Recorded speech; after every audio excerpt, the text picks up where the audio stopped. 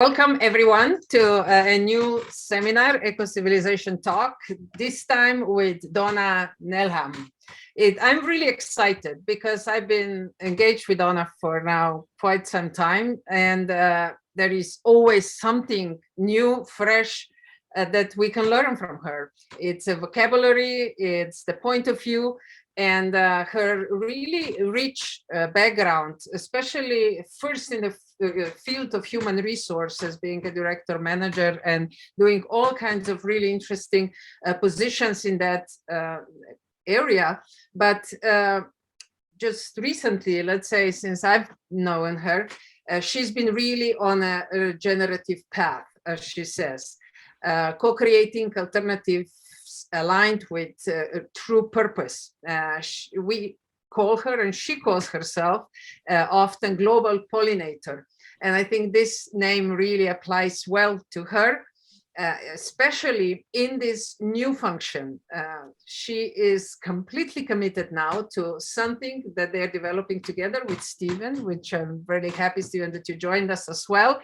And you will be able to add some of your comments and experiences based on what Donna will present. If I knew correctly, Donna, this will be the first time that you will present your field of work and what you guys are up to into a broader audience in a very systemic way. So we can't wait. Besides all that, you are also Ecocivilisation Wing for Canada. So we are very happy and honored to have you on board. And I cannot but also say, Donna, that you love big dogs and that they've been your good friends all your life.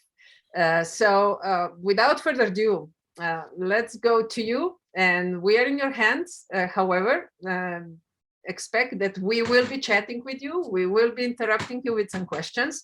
So please don't hold back. Use the chat and we will help you to either say then the questions yourself, or we'll just read them.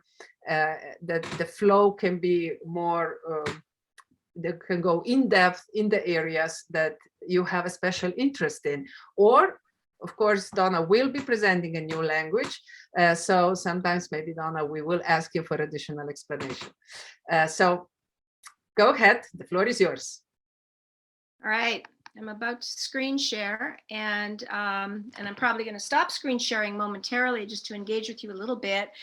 And you can see this pretty well. This is kind of the, yeah, you're going to see some very colorful graphics here, which are the companion graphics for our Medium articles, by the way. And yes, we did unleash last week something in the neighborhood of 43 articles that try to bring together many of the elements of what it is to be institutional and what we've been doing for, leading up to kind of decades of work, and in particular over this past year. So thank you everybody for joining today. And before we all get underway, I am going to, I do want to sort of find out from folks with a show of hands in a moment, how many of you have, I'm going to close this again, stop share for a moment. How many of you did happen to tune in to the podcast, the Ecocivilisation podcast? Just a show of hands, just so I know where we're coming from. Okay, so good to know. And we did publish last week. We started posting a lot on LinkedIn. Did you happen to see any of the articles, read any of the articles? Okay, so we're... By the way, I posted link to this podcast in the chat. Okay, cool. All right. So I'm also just going to ask you a question before we get too far underway. I want to ask, what does institutional conjure up for you? When you hear that name, that word, what do you think it means to be institutional? So I would just say popcorn style or in the chat, any things that come to mind. That institutional. What do you think that's all about? Feel free to jump in. This is kind of informal. Hi, Fariel. Good to see you. Okay. Yeah. Any things to throw out? What do you think institutional is? To be institutional. When I hear the word institutional, I think of a big knot that is slowly being unraveled, kind of where you try to find the bits and pieces to kind of de-knot the knot. Wonderful. Thank you, 𝐂𝐚𝐧. Anybody else? What do you think it is to be unstitutional? Well, in the chat, we have an interesting one. Outside the norm, new, creative, deconstructing the way institutions are, something unusual, something that is bringing down the walls. Absolutely. To Okay, be guys. outside the box. Okay, I mean, you're definitely tracking with us. It's sort of a recognition that we need to kind of break with patterns somehow. And that doesn't mean that we are anti-institutions. I want to be real clear about that. We're kind of working in parallel with these and recognizing that we need to find ways to break out of the boxes while we're living with the world that we're in and the society that we're in. So thank you for that. I'm going to go back to screen share. That sort of warmed us up a little bit, and continue right where I was. So I want to just set a little bit of context first off for this session. I mean, a driving theme is about being unstitutional. It's to help us all gain more traction on, I think, the very things that we all deeply care about. It's to make a shift away from just talking about, writing about, making videos about, and having conversations with the people that are already like we're preaching to the converted, and to find ways to bring more people. I mean, we live in a world with almost 8 billion citizens who are in many cases really not engaged. So this is what it's about, is activating towards mission critical work across all the sectors, including those that are typically not involved within civil society. So I'm going to go over many of the elements, touching on some things briefly. And as I've already mentioned, you can drill down and learn more about all of this stuff on the through reading the articles, or just engaging with us and the continuing conversations that we'll have as part of this great eco-civilization community. So let's look at it as a starting place. I'm hoping that it will open the door to further exploration between us, relationship building, and some tangible opportunities to work co-creatively on this mission critical coalition work. Could be stuff you're already engaged in and doing in your part of the world. It also could be things that really excite you about what we've got underway that you can start to be a part of. So it goes both ways. All right.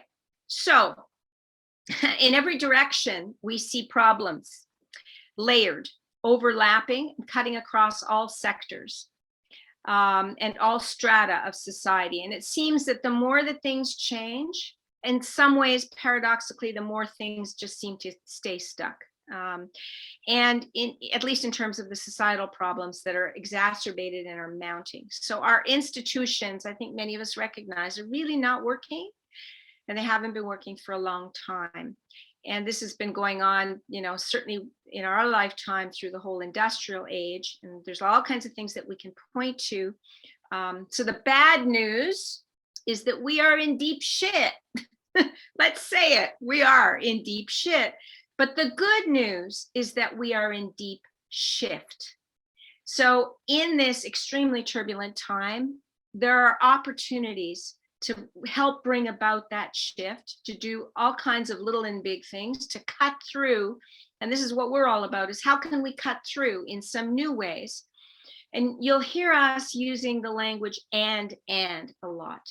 It's not binary, it's not either or. And we're not here saying we've got the answer, the silver bullet that's going to fix all of this. It needs us all. And that's really what this is about, is to get sort of beyond the extreme polarization that we see in our world, so that we can bring a lot of this good stuff together in ways that it can be used and people can learn. And another thing that we talk about a lot is the need to find language that everybody can understand. Some of the big conceptual terms, we're all really fundamentally ordinary human beings, If we want more people to engage, we've got to bring this down to earth. So I'm even conscious at times I get into using conceptual terms. With you guys here, I'm going to be using a number of them because I know you do, a lot of the work you're doing is maybe exposed you to some of this. I know Violetta, for one, is going to stop me at certain times to say, what do you mean by that? And that's okay. I'll do my best to respond to that. So the good news here is we believe that we can all really be in charge. It just seems that through what's happened in over many years is that business, government, and civil society have become really out of balance, each working from their own special vested interests and not really coming together. And that's where we see the major fail points. That's where we see it, that we're really getting stuck. It's supremely difficult to tackle the pervasive systemic problems from inside the existing institutions and sectors. And so as being institutional is working in that space between and the spaces where maybe the stuff hasn't been happening, where we can start to bring more together. And that's what we mean when we say we could all be in charge. There are ways to get underway with work that truly is needed, that we feel is not really getting done. And I'll get more into that as we go along, but really involving what we call the unusual suspects. And yeah, keep moving. So people are busy doing all kinds of great things. And yet when we look around, it sort of feels like it's a drop in the bucket at times. We make a few steps forward and then it feels like we make several steps backwards. I mean, look what's going on, right now in our world. I mean, it's also probably a sign that there is change going on because there's some pushback. That turbulence creates more forces that fight against the change in our society. But we're kind of stuck between a rock and a hard place. We can't force change or control its path, and yet we can't just wait for things to naturally evolve and hope and trust that, yeah, it's all going to work out. So I am going to go off screen share for a moment again and ask you, with a show of hands, how many of you have been profoundly discouraged, frustrated, impatient at times when you look to when you look to what's not happening at this time? How many, just a show of hands, how many have felt that extreme frustration? And of course, some of you, I can't see your faces, but okay, no big surprise there. And so we ask ourselves the question, why is that? Why, if we're so busy doing all this great stuff and we have so many of the clues to what needs to happen in our world, why the hell are we not gaining more traction? So, it kind of comes down to, it's very simple. Nothing changes if nothing changes. And if we keep doing the same sort of things with the best of intents without changing the patterns, we're going to keep getting the same results. And the forces that are kind of keeping things stuck will continue to keep things stuck. Now, I know I'm on a roll, and I will say I haven't seen any of the stuff in the chat, so I'm just conscious of that, but I'm going to keep going. But stop me if you need to stop me. Still building. By the way, I've got 25 slides here, and I'm on number 5. So help me a little bit. If I start talking fast, it's because I know I want to get to a certain place with everybody. So, some folks are leaning more toward dramatic, revolutionary, make it happen interventions. The activists, the heroic leaders that are making a lot of noise and trying to push certain things. And then there's some that are leaning more towards trusting a natural, evolutionary change process aligned with nature's wisdom. Well, how about something called revolution with that R in the brackets? And I think what we're recognizing here is we need a mix or balance of both. We need it all. It's organic and it's by design. It's emergent and strategic. And this is paradoxical, and it's a dance, and we won't always get it perfectly right, and it's going to be messy, and we'll learn. But it isn't an either or. And we've had lots of conversations about this stuff too, Violetta, in some of our talks, because there's some tension with this naturally around the change process. But the thing is, there's agreement amongst many people and more that things do need to shift. There are some significant reasons for that. So if we look around at our world. Anna, could I interrupt you here for a second, please? Because I think we've heard now some very strong statements, and where do you see those proofs that we are there, that this is building up, that there is a possibility that these two streams actually join into a successful transformation? Can you just help us to understand what are the signs that you're seeing and institution is seeing in order to move in this direction? Well, I can probably speak to them as well as anybody here. There is, in a number of the communities, and increasing numbers of communities of people that are recognizing that things are not working. I mean, there's Ecocivilisation, there's Unstitution, there's lots of other organizations. I mean, we've been out there in the world, just like you guys have, where people talk about it's not, that things do need to change. And so I am going to talk a little bit more about the human developmental path that I think we're on as humanity, okay, and not everybody in the same place. And at some level, there's a recognition, I think, that we all need to be the change. I'm going to talk more about this, because by being the change, more people, there's the earlier adopters, but more people will start to see the ways that they can help to bring this change, and it becomes infectious. So I am going to speak more to this in a few different ways, Violetta. I'm not going to wrestle this one to the ground right now. Certainly cycle back to it again if we need to, but I'm going to come at it in a few ways. Is that okay? All right. So, the vast majority of citizens have not been engaged, and, it's almost like we've been asleep at the wheel and anesthetized, expecting maybe big business and government to kind of look after things. And we can go on and on about everything that's wrong, and we can blame them. Or we can also say, look, we're starting to wake up. More of us are waking up, and let's get on with the things that we can do to gain collective, coherent agency, where people can start to feel like, hey, I can make a difference. Little old me can make a difference, but not on my own as just an individual, but by joining with others. That's where the collective, coherent agency starts to come in, and where we can recognize that the contributions that people make are going to be different, and that's okay. Some working in more micro, local, grassroots, on the ground ways, some bringing it more to the kind of a global arena. And we need to make room in this space between, and that's why we're talking about working in the space between. So I'm going to keep going with more of that.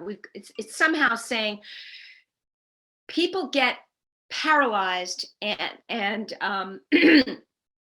I think we've seen a lot of people sort of checking out and saying, well, this is too big for me. There's nothing I can really do. Well, yeah, there are things we can do. And some of it takes some cutting through, some spirit, some willingness to be bold. And yeah, Unstitution is about being bold. And as Steve often says, you got to break eggs to make an omelet. I'm starting to quote you, Steve, at times. So there you go. That's scary when that starts to happen. So we're not, what is it? I want to share with you a little bit about what Unstitution has come to in this past year of learning. We've clarified what our own big, hairy mission is. And it is nothing short of rebooting society's operating system. And at some level, that can sound rather grandiose. But honestly, it's okay, because it does need us all. And we can't think of anything that's more important than to work on this, and we won't see it in our own lifetime. We won't see it through in our own lifetime. But to us, there's nothing more important than seeing things that we can do to move in that direction toward a life rebalancing society, toward a life enhancing, regenerative eco-civilization. So the polarization, the unhealthy competition, the complexity of our world, the difficulty sense making, the inability to see the whole, and there really has to be more ways to transcend this, many ways. No, not just one way, but many. Easy? No. Doable? We believe so.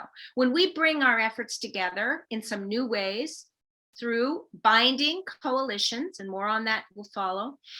And I'm going to ask you this question, and this is just something to think and hold in your heads for a moment. Imagine for a moment, how would you feel knowing that your efforts were gaining more traction locally, while also helping people in other parts of the world and together contributing to society's reboot? How's that feel?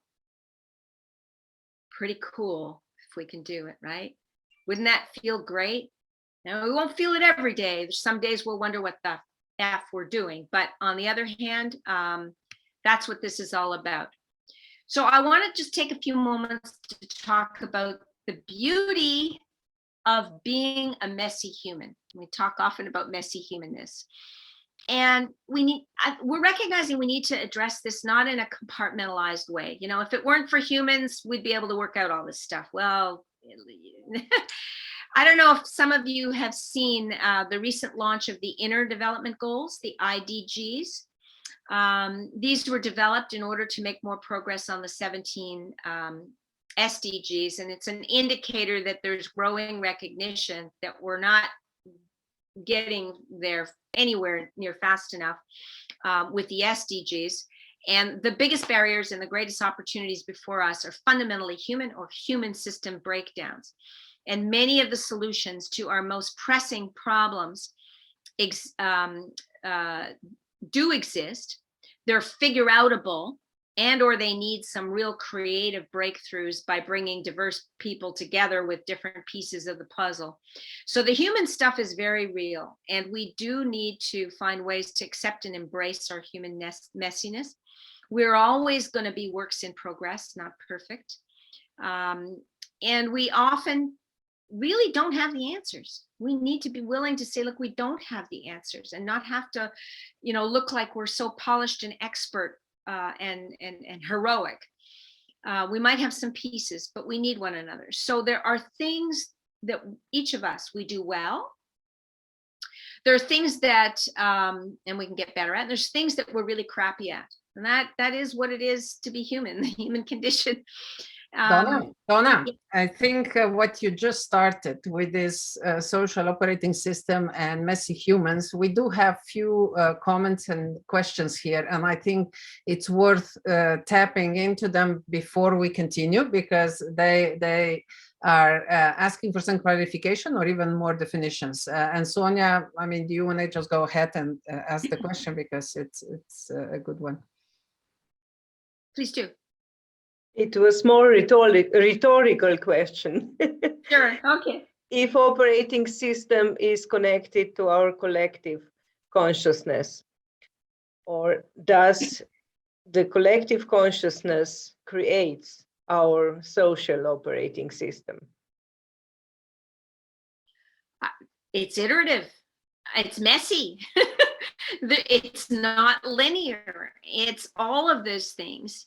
And I think it's kind of a recognition that I think we are on a path that we need to develop our consciousness as a humanity, but everybody's going to be starting from a different place. And we can't be elitist or arrogant about it. It's not about saying, well, there's people that don't have that high level of consciousness and they need to just get with it. We need to find ways to make it, more accessible for people wherever they're starting from. So I don't know if that kind of responds. I was going to say a little bit more about that on the slide. Were there other questions there that that we Well, need to... there is also Cosima was commenting, which Cosima, would you like to go ahead about these numbers? How many people do you need in order to either create a massive situation or to move forward with some good solution? But I think this is also important just to see, Donna, what is your experience based on everything that you've been doing? But go ahead, Cosima, explain it in your words and tell us what did you mean by that? Yes, thank you. So what I meant was that we don't need a handful of people doing everything perfectly, like regarding sustainability or activism, but we need just a lot of people who do it imperfectly and who just try out and go there. And yeah, we don't need to be perfect in every aspect, but just doing some parts is already really amazing. Thank you. Absolutely. I mean, that's part of you're embracing the messy humanness in this. If we're waiting for perfection, I mean, perfection is the enemy of good. And so if nothing else, being institutional is about moving forward, experimenting, being vulnerable. It's those things that we've talked about around being authentic and finding safe ways to let people be who they are. Because when we let people be a little more who they are, sharing their fears and all that kind of stuff, that's part of what enables people to develop along their own path for, you know, in terms of development. And this is what the IDGs are about as well. So I applaud that. And there are lots of people in the world and practitioners that have been working on all that internal development stuff. It is all about zooming in and zooming out. I mean, we all, you know, we operate from a place of wanting to feel like we matter, feel like we have meaning in our lives, that we can make a difference. So the individual is still important. It's not a matter of saying people need to forget about their own individual needs. It's another and. We could spend a whole half day just on this stuff alone, and there's times where we will, you know, in terms of some of the coalition work that we're doing in real on the ground work as we're trying to get certain things done. But today I'm going to move on. Like, I love this stuff, but I'm going to move on if that's okay, in order to kind of fill in some of those blanks. Cool with that? Everybody cool with that? All right. So just one other little piece to this. You know, we also, there's lots of things that we can draw from to advance our development as humans, or humaning, as our colleague Alexander Laszlo often describes it, including indigenous wisdom from various cultures, in Ubuntu. I mean, at some level, it's we've got all of these, but we've got to start to make some space for these things as well. Build them into the actual work we're doing. And when we join together from a humble place, we can become extraordinary. So our messy humanness has got to be factored in at every step along the way. We can't just set it aside and compartmentalize it and think it's once and done. It never is. So we talk about dancing with monsters. So this is just one example of a metaphor that we use that I think most people can relate to. A word like monsters, it sort of sounds like, ooh, problem. There are many problems and barriers that we've observed and encountered. We've cataloged something in the neighborhood of 150 monsters since 2009 and accumulating. There's more of them. We call them monsters. Children can understand that term, but they often manifest in clusters. They're layered. It's not usually just one problem, because there's a bunch of interconnected things that start to happen. So we call them vicious coalitions of monsters. And so part of this process is learning how to dance with the monsters. Some of them are inside us. They're part of our shadows. I mean, we all have a shadow side. And part of the work here is bringing those monsters out of the shadows, where we can kind of deal with them, dance with them, learn to love some of them, disarm some of them, neutralize some of them. So no doubt we could all make a long list of these monsters that we've observed in general out there. There's ample examples. Lots of them are human: ego, greed, corruption, antiquated systems, fear is a big one. But I'm going to stop again screen sharing, and this is just going to break things up a little because I'm talking for so long, and this is just really quick. And I'm going to ask you, think about the kinds of monsters, problems that you've encountered as you try to support change in your various initiatives and work in the world. Just think about any of them, a couple that might come to mind. And I'm going to ask you all at once to shout them out all together, like make a lot of noise. Whatever they are, the real ones that really get to you. Okay, so we're all going to shout at once. Just, I'm going to count to 5. And I know you're not used to doing this, but we're going to do this. So it's 1, 2, 3, 4, 5. Shout. Sure. Frustration. Egos. Not feeling worthy. Okay, thank you. That's, that kind of gets the adrenaline going a little bit. There are lots, and there are lots more. And, one of the interesting things in just listening to you is when we're all shouting those monsters, you can't even hear them all at the same time, right? Because as human beings, there's different things we're all paying attention to at any given point in time. And it's hard to hear through the noise, let alone what's going on under the surface that isn't getting talked about. And much of what we're dealing with as we start to work in the coalition, the coalitions, is to get down to the stuff that's not getting talked about, that needs to get talked about. And so I'm going to move on from here. I'm only on slide 10. We've got like 20 minutes left. All right, so this is really not a game. You may have heard about game A and game B.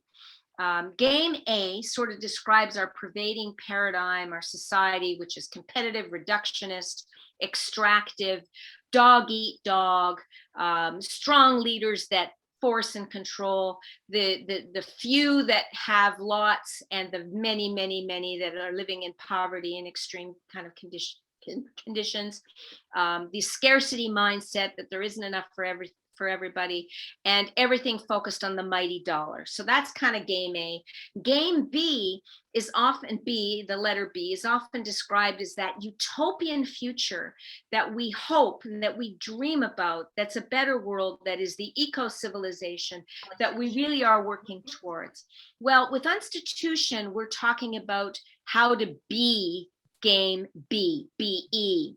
Be the change we want to see in the world, which we've all been talking about, not waiting for it to happen. Just as you said, Cosima, it's just moving in and doing these things and experimenting and getting better at it and letting this stuff start to happen in this sort of iterative way, because it will start to gain more speed just by having the good experience of doing so. So we've gotten very clear that our operating principles for Unstitution are game B, and we're meeting people all over the world that really want to be that change. And the questions that we've been asked over and over again over this past year is how? How do we do this? And there's a lot of different answers to the how, but this is really what it's all about, is bringing new ways of bridging the divides, dancing with the monsters, embracing our messy humanness, tackling the work that needs to get done in the space between across business, government, and civil society. I'm on a roll. Stop me if you have to. So what binds us all together? And we're hearing the term coalitions a lot. It's been popping up everywhere. Everybody's got coalitions going on. But if you look under the hood, in many instances, the coalitions are not bringing everybody together across those sectors and across the divides. It's often kind of 2-on-1. It can be business and government talking. It can be people in the conceptual stratosphere talking. The majority of citizens are not necessarily part of these coalitions. It's the old help strikes again. Those people that are more expert and senior, that have the answers, trying to come up with ways to then do it to people. And that isn't really the true spirit of what coalitions are. It comes, the root word from the Latin for coalitions is coalito, meaning to grow together. So we're taking that very much to heart when we talk about building binding coalitions across the 3 sectors. And I think perhaps you've experienced some of this yourself, is that even just bringing people together across the sectors does not create the bond. That does not make a coalition. It's a starting place, but usually people come in with their own vested interest as individuals or as individual groups and organizations. Can I keep going? I'll keep going. Okay, so one of the things that we got really clear about over this past year, and it was one of those aha moments that we had, is that Unstitution itself needs to be a coalition. We're not a business. We're not an NGO. We couldn't follow any of the conventional forms of organization. We had to do something differently. So we're a coalition with our clear mission, which is about rebooting society's operating system. But then we needed to get clear about how we're going to do our work. So we started to figure that out. Form does follow function. And we identified a number of ways that we can invite all kinds of people to participate, to meet mutual needs, to achieve all these regenerative outcomes that we're seeking to achieve. So our core work as Unstitution is to catalyze and convene binding coalitions made up of people across sectors and disciplines, working on targeted systemic issues. And I'm not going to go into all of our functions today because I want to get to some of these coalitions. But I will tell you that what we have developed is an engine, basically. And that engine invites many people to join us to help support this work, to support basically the work of the coalition. So included in our engine is something we call an imagination lab, where a lot of cool ideas come together, where we can co-create. We have an activation hub where we take those ideas and then start to get them ready for coalition work. We have something called belonging, which is kind of like the community. But the difference is we're going to have a lot of diverse people across different disciplines and strata of society that might not normally show up, where we don't necessarily look the same and feel the same about things. So our belonging is trying to find a way to get through some of the othering that goes on. Active learning, really important. And Violette, I know you've got a question around this, but how are we going to capture this stuff that we're learning and share it around the world? So there is storytelling and story making and academic research. We have an academic research arm that's part of Unstitution, and an amazing technology platform called our Living Exchange system, which has been built by social scientists, which will be the way for people to get to know each other and share a lot of this stuff. I'm not going to talk more about this today, but these are all things that are underway that are part of our the way that we're going to bring this stuff to life. So that's us as a coalition, and that's just one of a number of coalitions that we're catalyzing and convening. I know this is going to raise more questions and answers, but can I keep going? All right. So coalition readiness. We can't emphasize enough the work that's involved to really get disparate, diverse people from across sectors ready to do real coalition work. Because we're starting from a place, in many cases, that's quite dysfunctional or lacking awareness or broken or disconnected. If we were to show this on a Venn diagram, we would show that the 3 circles aren't even really overlapping. You know, there's just a lot of space. So in order to become truly regenerative, we need to find ways to build bonds that actually bind.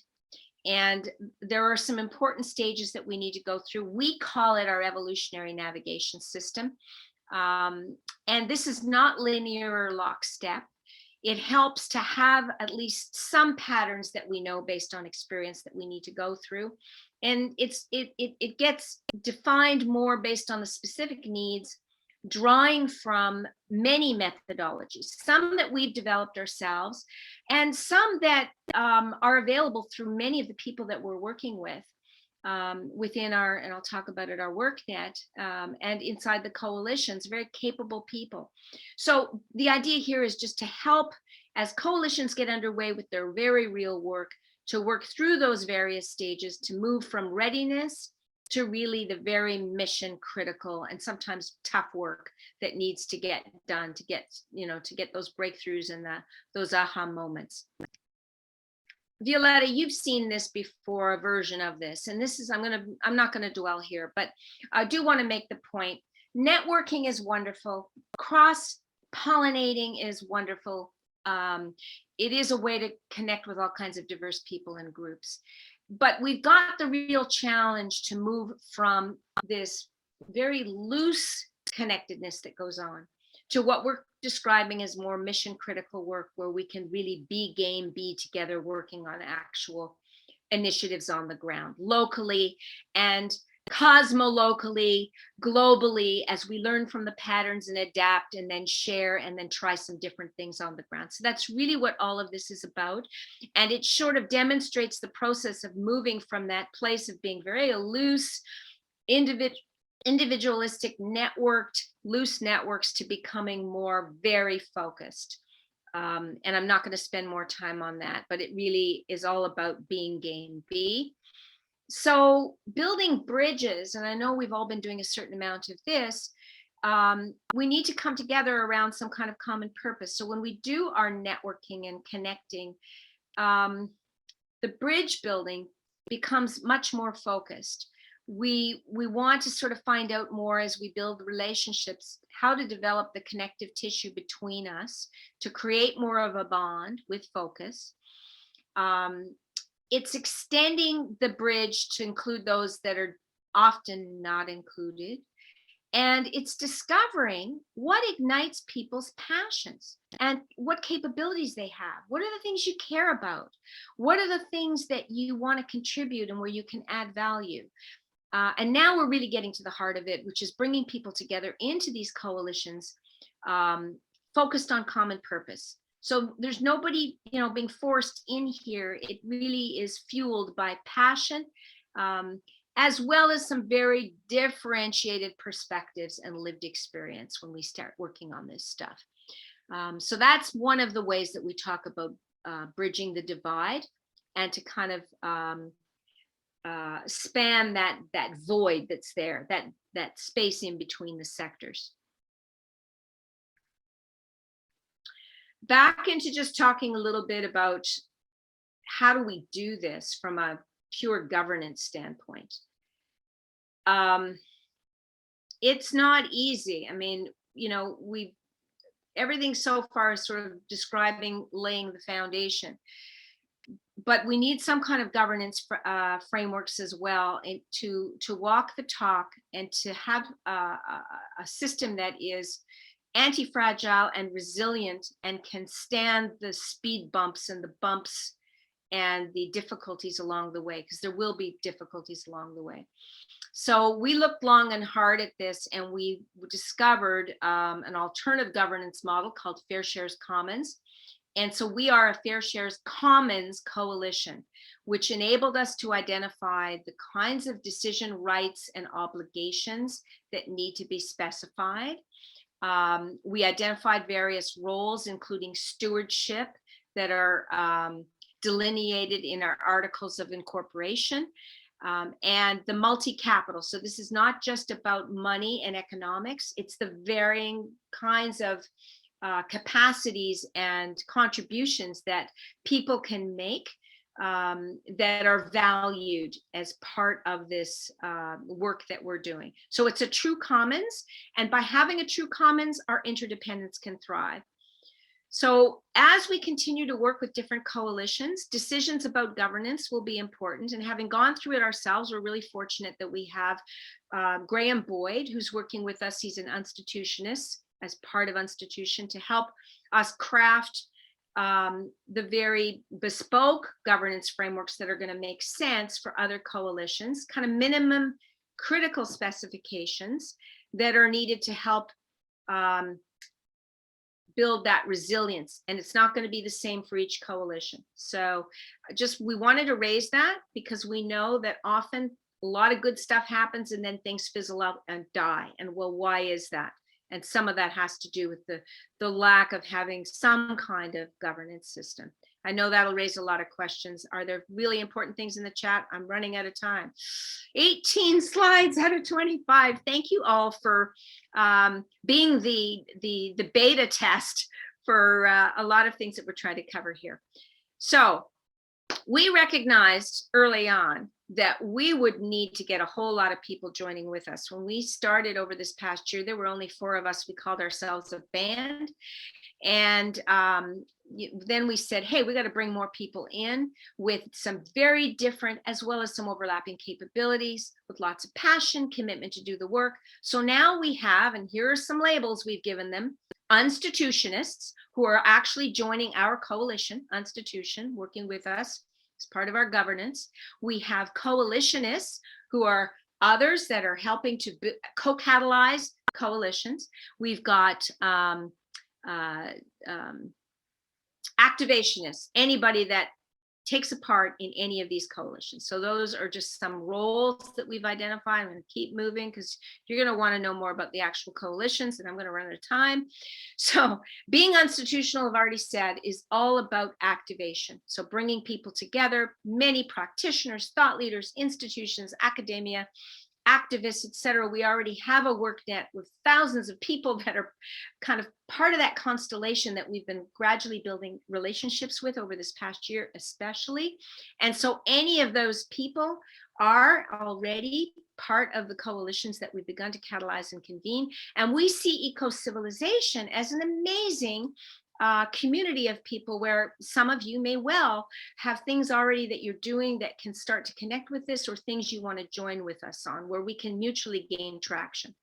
So we've identified 5 overarching coalitions over the next few years that we're going to focus on, and they pretty much touch on all the big, hairy, systemic social problems and issues that we've have all been recognizing. Some of these are already underway, and I'm not going to have time to speak to those, I don't think. And these are moving along organically and by design. And it's really messier than the way this looks. I mean, the map is never the terrain, but this is a way to kind of show these things, because each of these coalitions end up spawning other things that happen. And so what we're recognizing is, let's stop competing with each other around all the various all the various ways that things need to get resolved. But you can see, I think you can see the 5 of them here. I don't have them in front of me right now. Hang on. Okay. Yeah. So there is elementally sustaining people and planet, which is all of the stuff that has to do with regenerative, air, fire, earth, water, all the things that where we are depleting our resources that have to do with getting us back within the bounds of what our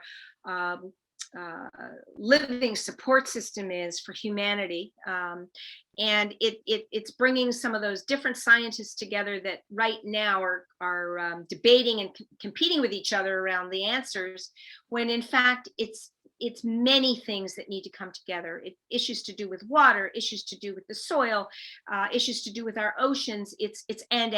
So that's a mega coalition, and we've got the start of that as well, with some work with soil health, and a number of organizations that are coming together with that. Amplifying youth-led change, and again, a coalition that is well underway. Recognizing that it's young people that are inheriting our world. And so they're already, many of them, operating from a game B place and looking for ways that they can start to shape and make a difference in their world. Many of them also feeling a lot of that eco-anxiety and fear about their futures. And so this is working with many universities already underway around the world to reshape the way that people can learn and become part of this. We've got filmmakers involved in this. We've got universities and colleges all involved, and a number of youth groups that are already part of this. And this is, just getting underway. So this is a key one. Justice-led social well-being. Gosh, so many issues, and these are overlapping issues of poverty, issues of who has access to the basic needs and resources. There's some things to do with health that we're working with in a part of the world where there's been learnings over 40 years that can be pulled together and can be extrapolated into other sort of social issues. So that's being brought to bear. So a whole bunch of issues that have to do with equity and diversity and justice that are part of this mega coalition. Shifting economics for societal value. Well, let's face it, this is a big, hairy one. A lot of issues kind of come down to money. And have to do with money flow. And so sometime in the coming months, we have our own, what we're calling a shift coin, cryptocurrency. And there's lots of people that have been talking about alternative economic models. We want to bring, and we are bringing people together to look at ways that we can start to experiment with those things, to help money to flow where it needs to, and to value things in society beyond what is currently being valued, that where GDP is failing us so badly. So that's another one. And I think I've touched on, of course, there's our own, which is rebooting society's operating system. So baked into all of this stuff is all of this, the coalitions involve new ways of learning and arts and culture. And if we think back to all of the changes that we've observed over the millennia, unless we touch people's hearts and spirits, unless we bring in culture and different multimodal ways of learning, think of music and think of the arts, unless we do that, this stuff doesn't catch, it doesn't inspire, it doesn't excite. And so there's a number of things that we've got underway, and there's some coalition work that we're involved with a climate museum and some arts groups that are also embedding some of these things in all of the coalition work, so that when we share this kind of stuff out there in the world, we'll be able to do it in some multimodal ways. And I am just going, I've hit that point. We're at the 10 o'clock mark.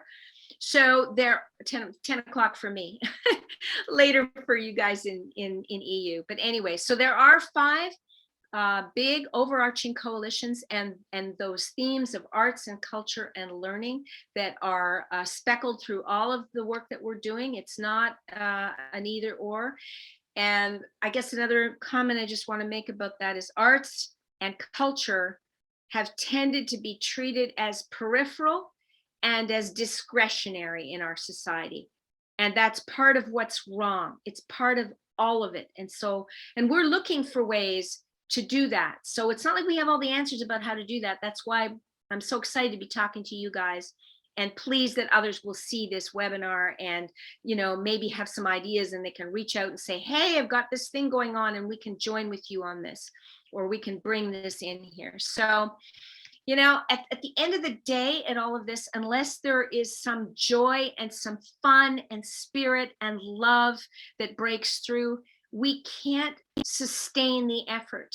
And that's a lot of what this work is all about, is to bring in, in spite of the fact that it's a lot of hard work and there's times where it won't be fun and there's things that will suck, there's got to be things that inspire and keep us all going, and where we can nourish and nurture one another and help one another and pick ourselves up when we fall down, because we will fail forward at times, but get this sense of, hey, we're doing it. We are doing it. We're not waiting around. We're going to cut through. We're going to use some 4-letter friend getter words, and not be afraid to do so, and be raw and real. So, and I'm getting right near the end. Hey, this is slide 24.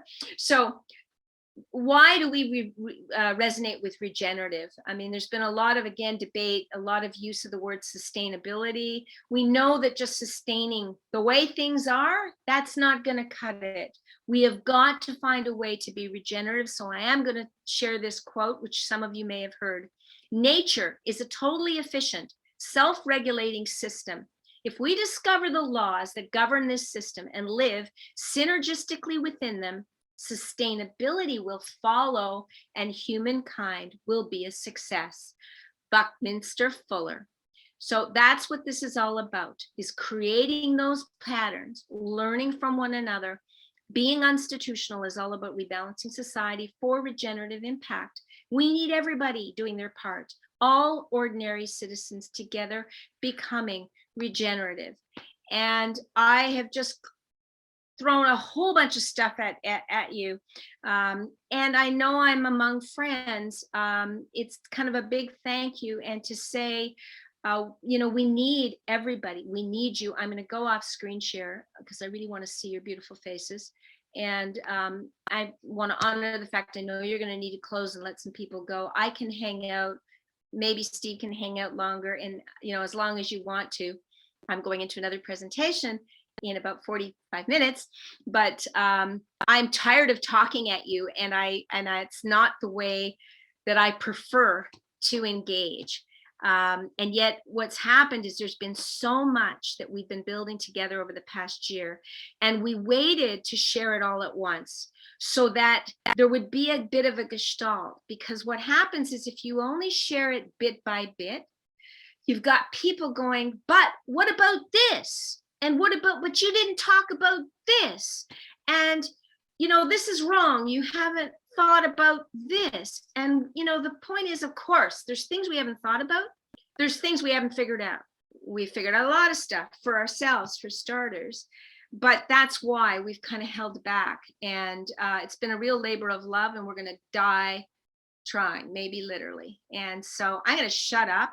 You guys have seen the chat. I mean, you've seen some things in the chat. Please, by all means, I would love to just hear your voices, and I'm quite happy, Violetta, Steve, anybody that wants to kind of help me with this. I'm just going to quieten down a little bit and just be present.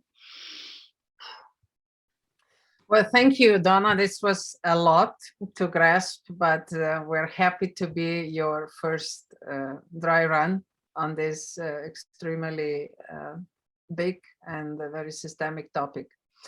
So I'd like to encourage all to maybe make live comments. Maybe Stephen, first, you were trying to already comment some of our questions, but maybe you can do a little summary of your comments and just get us started. And then we do have to be a bit mindful of time. We lost some people already because we said it will be a 1 hour, but let's extend it for at least 15 minutes if you all agree, and then we'll close the session. So maybe Stephen, go ahead. Crikey, where to start? Well, you've asked some really big questions in the chat, Violetta. I mean, first of all, and I'm sorry, I'm just going through the chat now, but was it? I've forgotten. Where was so Yuko, when you were talking about artists, couldn't agree more. Couldn't agree more. And isn't it amazing how the human capacity for story making and storytelling is as old as humanity itself? And it is the artists and the creatives, the poets, the writers, the filmmakers, it's everybody that are actually a window on the world that everybody can really start to learn from. We've got to start changing this. And in fact, as Donna said, we're factoring pretty much every artistic endeavour into every one of our coalitions. And this in a way spins into one of the questions that you raised, Violetta, around the power bases. Well, in a way, we've seen many examples now where things like universities, in fact, so I think, Donna, you mentioned it briefly, but we're working right now within a group of universities where the idea of actually using academic research to have real impacts in society, or even paying attention to society, was a complete anathema to them. They had no idea. And so we've created a full impact in society, co-created initiative within a group of universities to look at that. So there's reach outs into society, back into academia, to actually force academic research to become relevant to ordinary people out in society. And that's how you start to change the power base. Government as Violetta, you well know, is a slightly different thing. That the government generally is facing so many barriers to what we would consider to be reasonable and responsible change. That's a tougher nut to crack. But we're discovering that if you're doing that on a local level with local governments, that works much better than on a national level. And that is all very much in community. So I think I can't really answer your questions fully here. But I think the really important thing for us is that what starts to happen is coalitions start to build. Other initiatives in different parts of the world come into those coalitions because there is relevance, because of the way that the coalitions emerge. And that's how that sort of tessellation of coalitions becomes really exciting. So when we start to, and I think we've spoken with you, Violetta, about this before, but when we start to see the effect that you can have with 3 solar powered bicycles that are traveling through Northwest Europe to go to COP26, that have films that are made by 10, 11, 12-year-old children in Ghana and Sri Lanka about their experiences of climate change that have been shown on solar power panels on bikes, where there were only 3 bikes, we're now building 1,000 bikes that will demonstrate the point worldwide. That physical interaction becomes really important as well. So, fun things become really serious things become fun things. Everything emerges and cross-fertilizes. It's really exciting. We wake up, Donna and me and everybody else is involved, we wake up every morning, and forgive the expletive, I haven't got a fucking clue what's going to go on in any given day, but it's going to be fun and it's going to be really valuable. Yeah. Yeah, I'm really conscious of the fact that I didn't take the time to describe all of these real world initiatives that are underway. There's a whole lot more to all of that. Yeah, we have give you an example. Last Tuesday, we had our first serious sessions as part of co-catalyzing our Elementally Sustaining People and Planet Coalition last Tuesday. Yesterday, so a week later, we're now working out how to create the ways in which 1 million farmers in India change their farming practices, because we're working with the world's soil health organization to do that. Well, that spins into food manufacturing, food sovereignty, and food poverty issues. Food poverty is a major social well-being issue. So we've actually mixed ideas around how to change farming practices in India with how to change gender understanding because of HIV in Scotland. We brought the 2 together because the learnings across each, even though they're profoundly different subject areas, the learnings are exactly the same. And we're building academic research into that collaboration, not about farming, not about HIV, but about the mix between the 2. It's great. Yeah, it's been really, really exciting. We haven't slept much, but it starts to be sticky. It starts to grab people, and we talk about aha moments a lot. The little aha moments where people start to realize, oh, you mean I can do this? I can do this.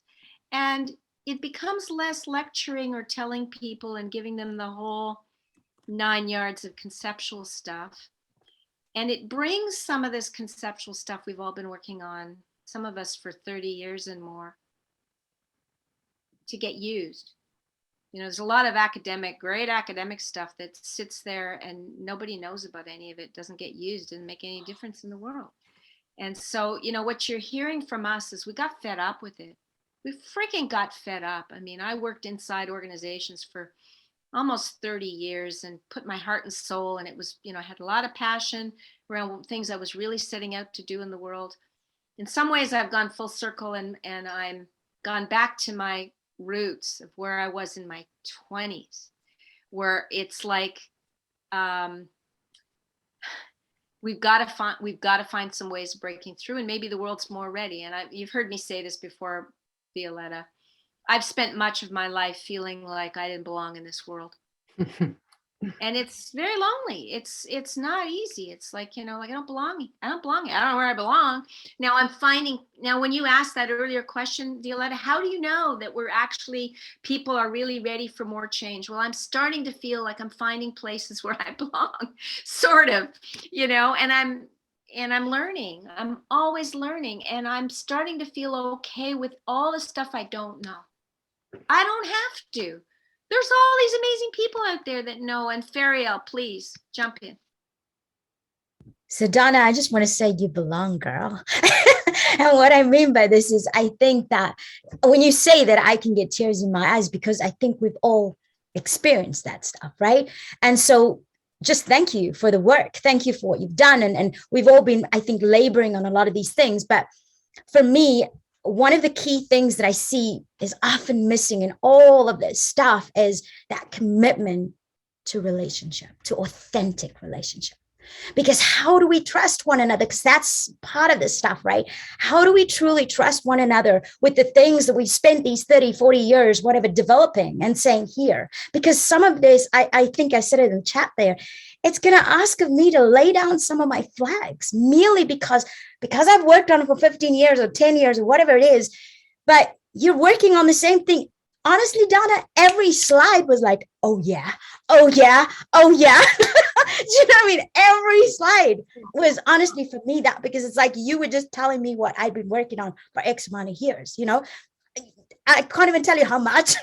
And the point for me is, it means at some point my heart and I guess others who work on things like I do have to seriously come to that place where, is it about your flag or my flag or our flag or, or is it just, let's get on with it?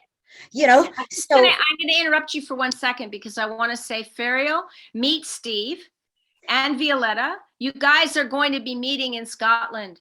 Well, Violetta is already my global chair for Ecocivilisation, so we're like Glasgow. You're going to get to meet in person. We're meeting in hopefully in June, end of June. Let's work on that. I will let you know about the date when I'm coming. Yeah, hopefully. Anyway, since you're here in the same meeting, I just thought I'd say, hey, that's cool. That's great. Sorry, I interrupted, but I know time is going to be a little bit.